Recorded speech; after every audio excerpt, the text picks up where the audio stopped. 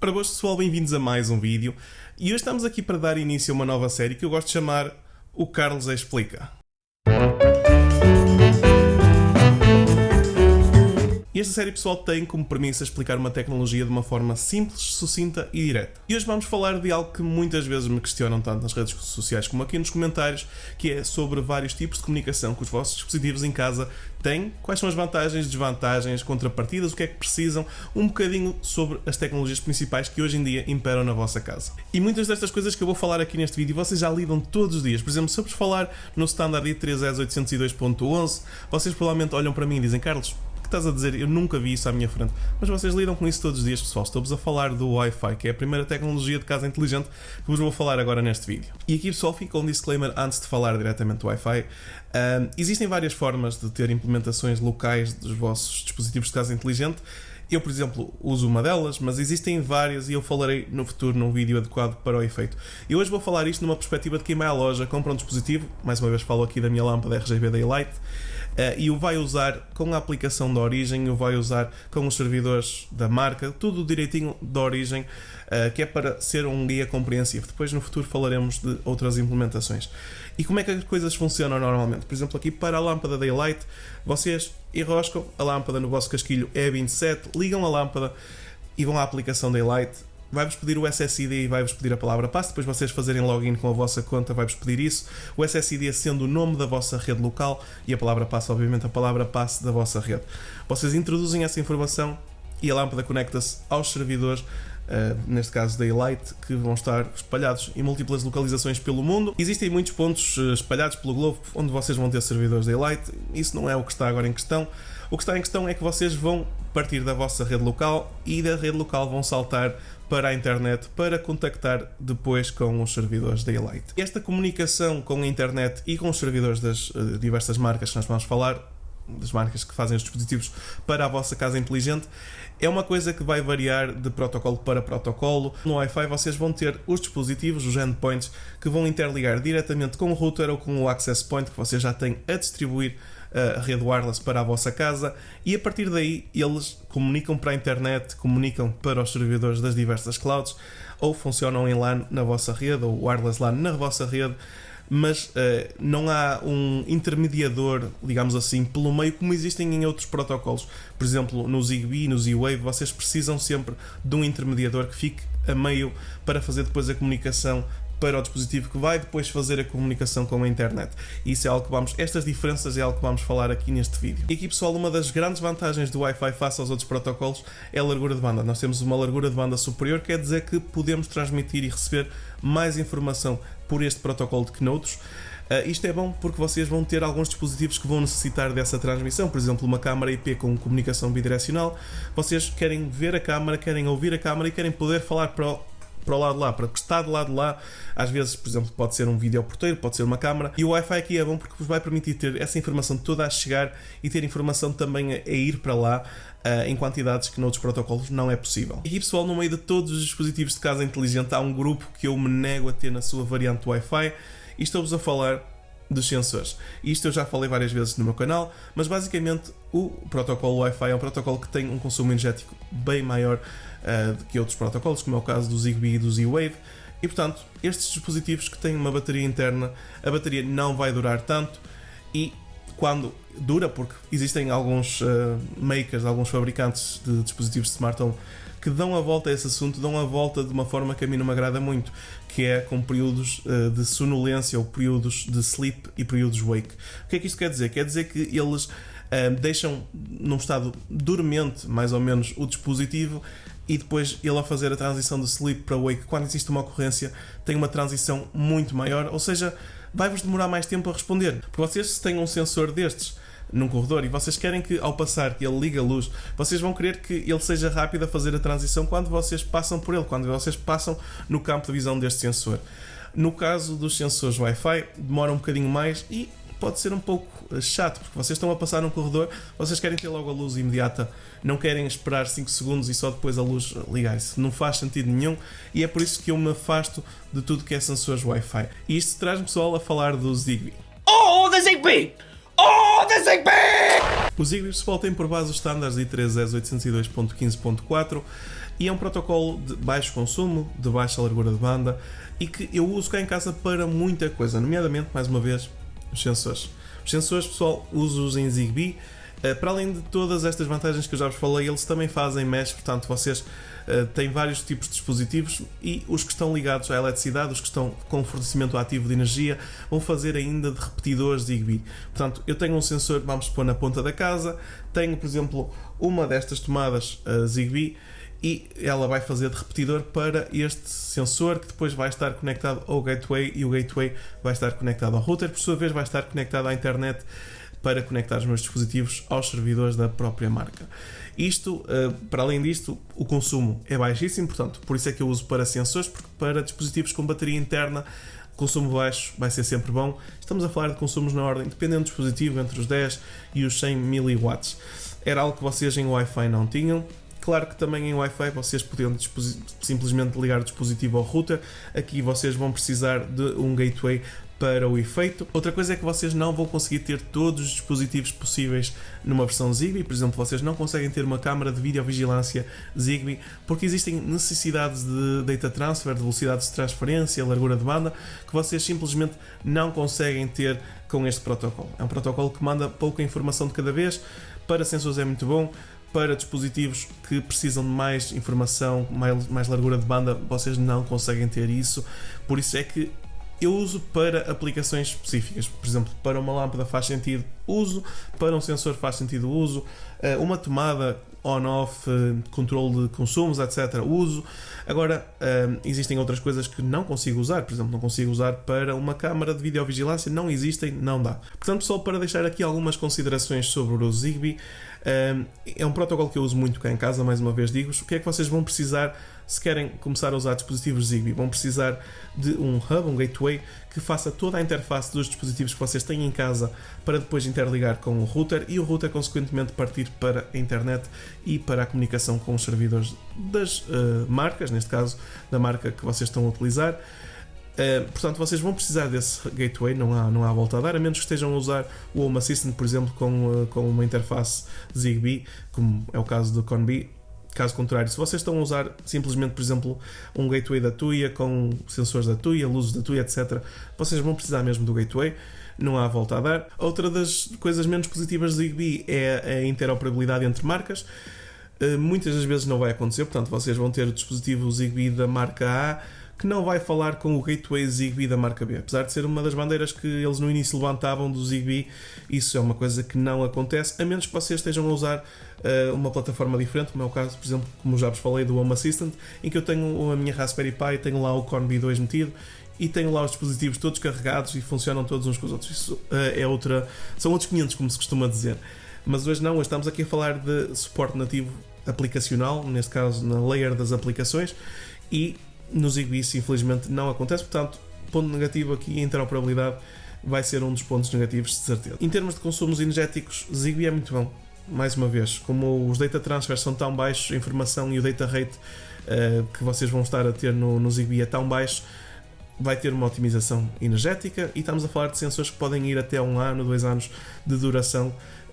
É muito, muito bom nesse ponto. Outra coisa é o Mesh Networking que o Zigbee faz. Mais uma vez, vocês com um dispositivo Zigbee que esteja ligado à eletricidade vão ter um repeater Zigbee que vos vai fazer toda a repetição até ao gateway. Portanto, vocês aqui vão estar a fazer uma malha de dispositivos Zigbee, que é muito, muito bom. E mais uma vez eu lembro, é um dos protocolos que eu mais uso, mais trabalho cá em casa, e que sinceramente menos dor de cabeça me dá. E já que falámos de Zigbee, vamos falar também aqui de 2 outros protocolos que eu uso cá em casa e que não uso tanto. Portanto, vamos falar aqui um mix dos dois, que são o BLE e o Z-Wave. O BLE é o Bluetooth Low Energy, que já foi no passado chamado Bluetooth Smart, que é um protocolo de baixo consumo com base em Bluetooth. Portanto, vocês têm o Bluetooth normal, que normalmente anda num consumo energético de 1 watt, mais ou menos, de 1 a 3 watts. Vocês no BLE vão ter um consumo na ordem também dos 10 aos 100 mW. Portanto, em termos de consumo é muito parecido ao Zigbee. No entanto, tem aqui algumas divergências que são bastante importantes. Por exemplo, é um protocolo que não é tão escalonável como o Zigbee. Vocês não conseguem ter tantos dispositivos na vossa casa. o alcance é inferior, apesar de que em termos de data transfer ele consegue transmitir mais informação do que o Zigbee.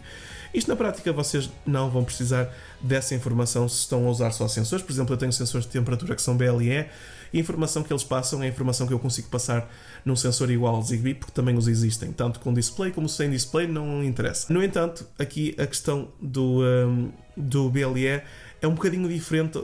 Vocês estão a dizer, Carlos, mas isto até parecem e são parecidos, o consumo energético é mais ou menos o mesmo. Um pode ter menos dispositivos na rede, o outro pode ter mais, mas eles são mais ou menos parecidos. Não são, porque tem outra diferença, é que o BLE vocês não precisam diretamente ter um gateway para fazer a comunicação com os dispositivos, é algo que no Zigbee vocês precisam. No BLE, um dispositivo Bluetooth normal pode-vos fazer essa comunicação, portanto vocês podem simplesmente, como eu fiz por exemplo na minha Raspberry Pi, usei a interface Bluetooth que ela tinha e pus os meus dispositivos BLE todos a comunicarem diretamente com a Raspberry Pi e, consequentemente, diretamente no meu Home Assistant, que foi algo que com o Zigbee precisei ter a Conbee para fazer essa interface. Essa é uma das vantagens. As desvantagens são que há um alcance menor, portanto, para casas maiores começa a ser um bocado chato usar BLE e, para além disso, temos também a questão de que não conseguem ter tantos dispositivos na vossa rede BLE. E agora falando sobre o Z-Wave, pessoal, eu tenho aqui um Z-Stick que a IoTech me enviou para eu começar a ter aqui algum contacto com este protocolo, porque eu não tinha muito. E já consegui chegar a uma série de conclusões que acabam por ser um bocado tristes, porque cá em Portugal, e eu arriscava-me até a dizer que na Europa, se calhar não está tão disseminado como nos Estados Unidos. Nós nos Estados Unidos temos montes de marcas com equipamentos Z-Wave, cá não se vê tanto. Vocês vão a uma grande superfície e não encontram, mas encontram vários dispositivos Zigbee, encontram vários dispositivos Wi-Fi.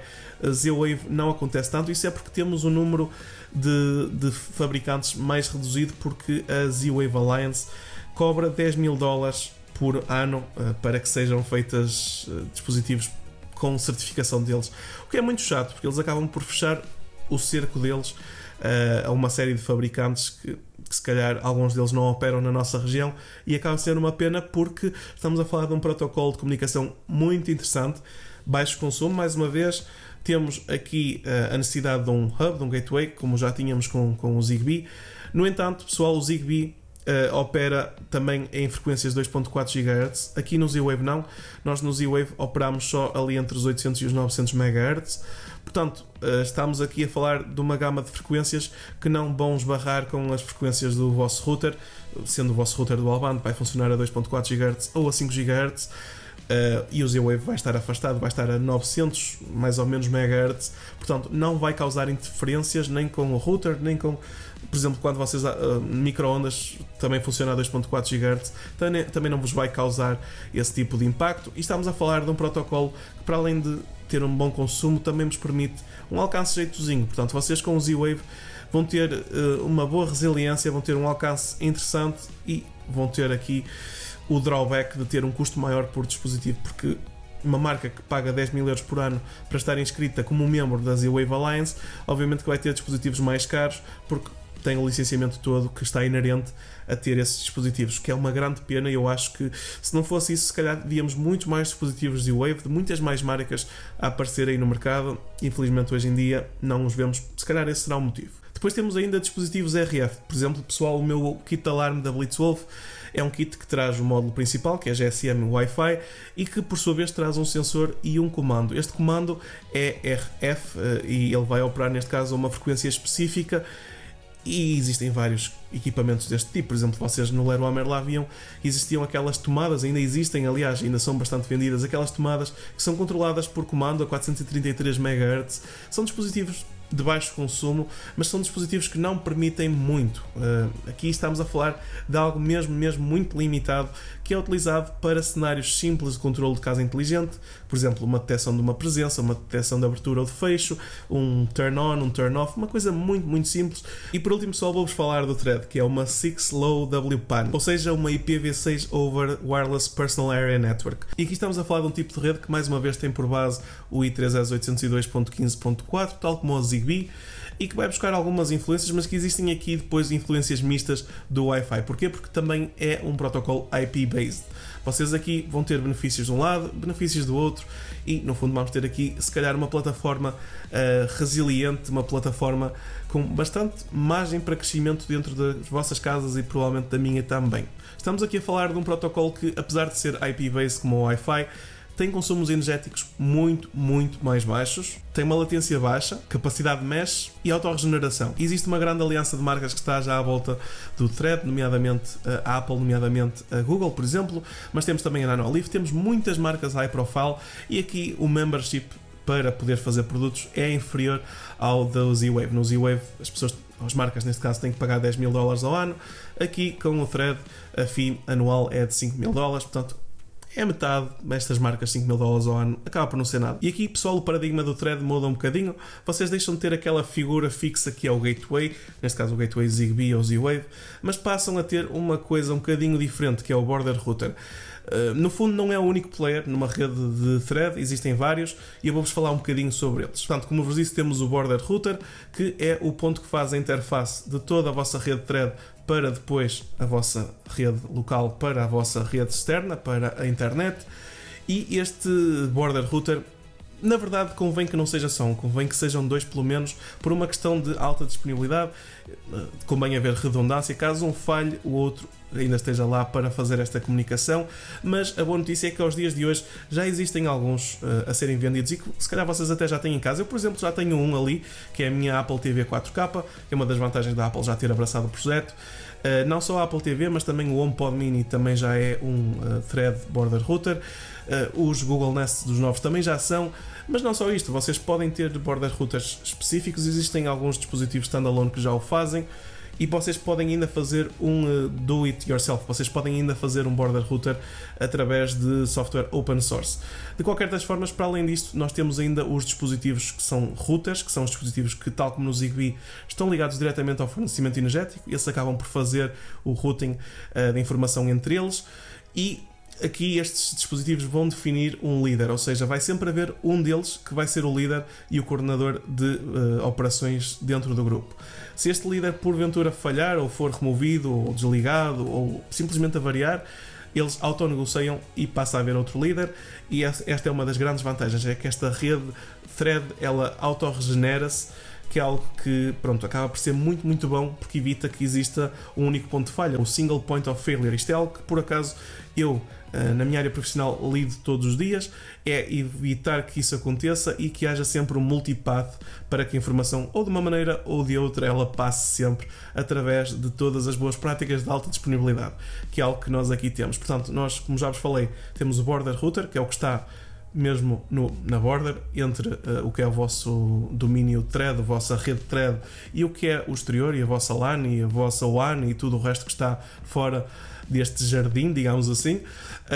Depois temos os routers, temos o líder dos routers e temos os end devices, ou os endpoints, como vocês preferirem chamar, que são todos os dispositivos. Por exemplo, este não é, mas como exemplo, um sensor que seja a bateria, esse não vai ter esta capacidade de routing, mas vai ser um dos dispositivos que vai estar na rede, vai estar integrado na rede e que vai passar informação aos routers, que por sua vez vão triangulando a informação entre eles até chegar ao border router e depois chegar ao vosso destino, que neste caso será um router que passará a informação depois para a internet, para alguns. Não sabemos nem queremos saber. Isto é no fundo o paradigma do Thread, pessoal, de uma forma muito simplificada. O que é bom? É ver os players grandes a apostar nisto, e o que é mau? É não saber como é que eles vão encarar a retrocompatibilidade com outros protocolos, porque nós hoje estamos aqui a entrar mais uma vez no jogo das grandes marcas que nos estão aqui a promover uma coisa boa, uma coisa que obviamente funciona e que é interessante, mas foram estas mesmas marcas que nos trouxeram outros protocolos no passado. Então como é que nós ficamos aqui? Ficamos assim um bocado de pé atrás. Então será que isto vai, não vai, avança, e os meus dispositivos que são Zigbee, Z-Wave, etc, ficam para trás, não ficam? Como é que é em termos de retrocompatibilidade? Não sabemos, pessoal, é para isso que aqui estamos, é para ver como é que o mercado evolui. Portanto, pessoal, eu sei que já estão fartos de me ouvir. All in all, vamos fazer aqui um mega resumo. Dispositivos, a nível de bateria, quais é que vocês querem evitar? São o Wi-Fi. Tudo o resto vão ter performance bastante jeitosas a nível de bateria. Claro que Zigbee, Z-Wave, RF e BLE vão ser muito diferentes entre eles, mas todos eles vos vão dar uma boa performance de bateria em relação ao Wi-Fi. Em termos de arranque, se vocês querem começar a usar um destes protocolos em casa, para os diversos tipos de protocolo, vocês alguns vão precisar de gateway, outros não. Mais uma vez, como já vos falei, para o Wi-Fi não, vocês simplesmente compram o dispositivo, ligam ao vosso Wi-Fi e está feito. Claro que aqui, pronto, à medida que vocês vão acrescentando dispositivos, o vosso router vai bater num teto, porque ele só pode endereçar um determinado número de IPs.